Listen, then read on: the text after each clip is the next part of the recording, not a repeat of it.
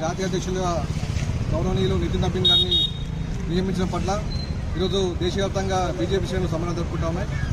ముఖ్యంగా అతి చిన్న వయసు నుంచి భారతీయ జనతా పార్టీ కార్యకర్తగా తన ప్రస్థానాన్ని ప్రారంభించి 5 సార్లు ఎమ్మెల్యేగా మంత్రిగా బీహార్లో ఉన్నటువంటి నితిన్ నబీన్ గారు ఆయన చేస్తున్నటువంటి సేవలను ఆయన విజయ పరంపరను గుర్తిస్తూ మరి దేశవ్యాప్తంగా ఉన్నటువంటి బీజేపీ కార్యకర్తలకు స్ఫూర్తినిస్తూ ఆయన యొక్క నియామకాన్ని ఈరోజు భారతీయ జనతా పార్టీ జాతీయ నాయకత్వం చెప్పడం జరిగింది.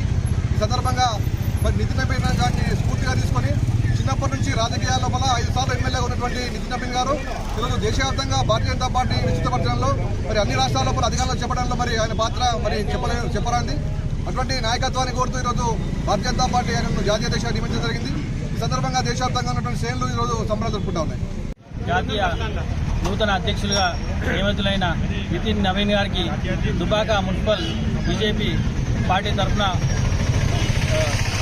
కంగ్రాచులేషన్ చేస్తూ, ఒక సామాన్యమైన కార్యకర్త కూడా ఇంత పెద్ద పార్టీకి అధ్యక్షుడు కావచ్చని ఓన్లీ అది బీజేపీ పార్టీతోనే సాధ్యమవుతూ ఉన్నది.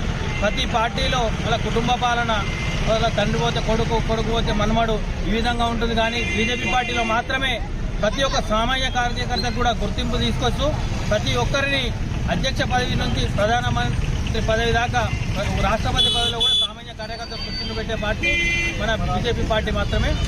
దీన్ని ఈ విధంగానే కొనసాగిస్తూ ఇప్పుడు రానున్న ఎన్నికలలో ప్రతి ఒక్క సామాన్య కార్యకర్తలను మన దుబ్బాకలో కౌన్సిలర్గా చేస్తాం మరియు చైర్మన్గా చేస్తామని మన రఘునందన్ రావు గారు చెప్పడం జరిగింది.